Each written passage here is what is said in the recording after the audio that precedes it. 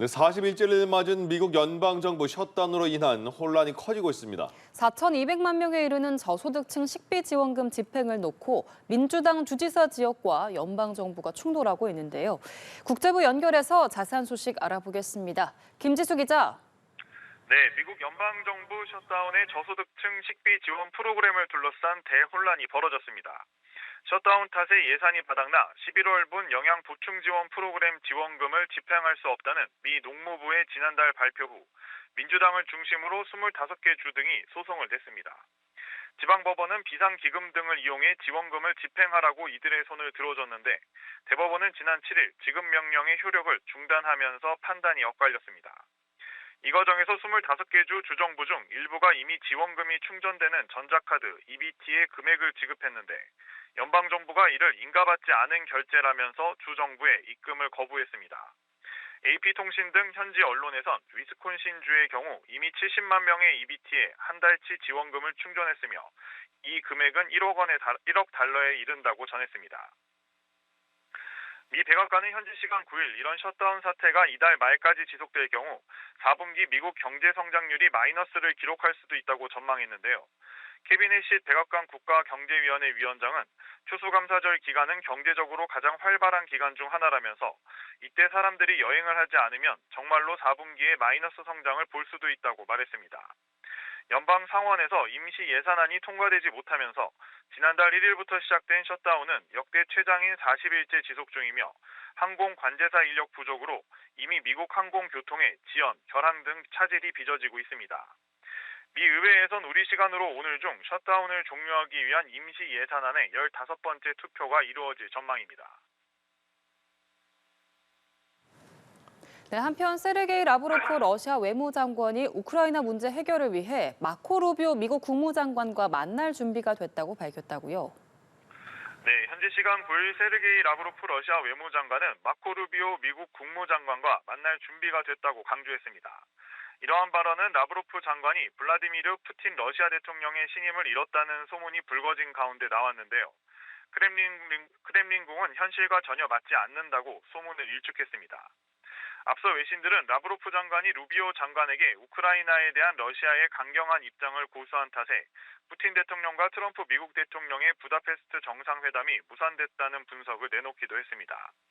라브로프 장관은 우크라이나 문제를 해결하려면 러시아의 이익을 고려해야 한다는 기존 입장을 재차 밝히면서 우리의 제안이 미국에 전달됐고 대화 지속 가능성에 대한 접촉이 진행 중이라고 밝혔습니다. 이날 러시아의 우크라이나 접경 도시들은 드론 공격을 받아 일부 지역에 정전과 난방 중단이 발생했습니다. 이와 관련해 비공식적 소식을 전하는 텔레그램 뉴스 채널들은 이 드론들이 지역 화력 발전소를 겨냥했다고 전했는데요. 미국의 우크라이나 전쟁 문제 해결 노력이 정체된 가운데 러시아와 우크라이나는 겨울을 앞두고 서로 에너지 인프라에 대한 공격을 강화하고 있습니다. 지금까지 국제부에서 연합뉴스TV 김지수입니다. 러시아가 우크라이나 에너지 기반 시설 등에 대한 공습을 이어가면서 4명이 사망하고 발전소의 전기 생산도 중단됐습니다.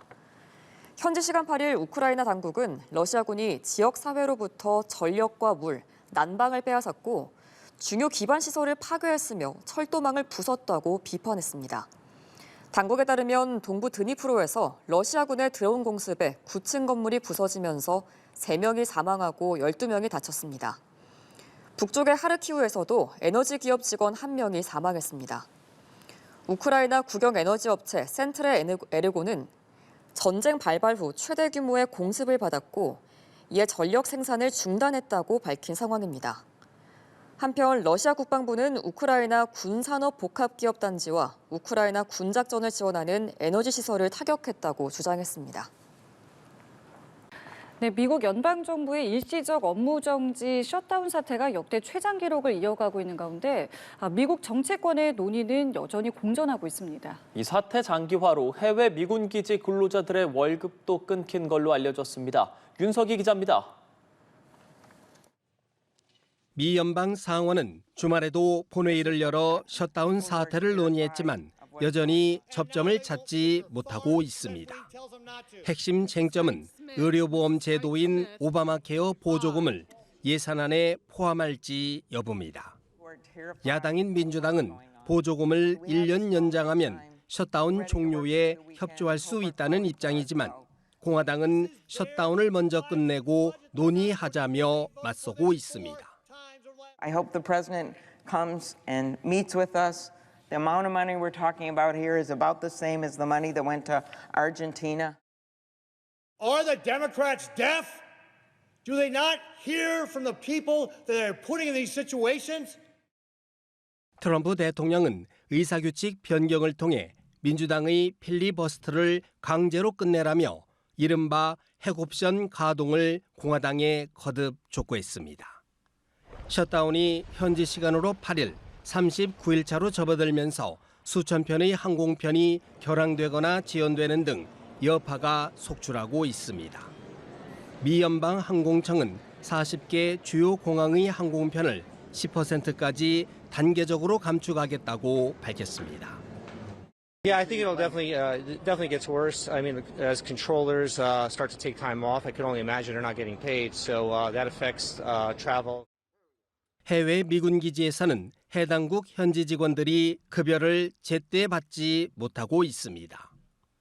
AP통신은 셧다운 여파로 유럽 미군 기지에서 급여를 제대로 받지 못한 현지 근로자들이 수천 명에 달한다고 보도했습니다. 독일과 스페인 등은 정부가 나서서 직원들의 급여를 대신 지급하기로 한 상태입니다. 주한미군 내 근로자들과 관련한 상황은 아직 알려지지 않고 있습니다. 연합뉴스 TV 윤석입니다.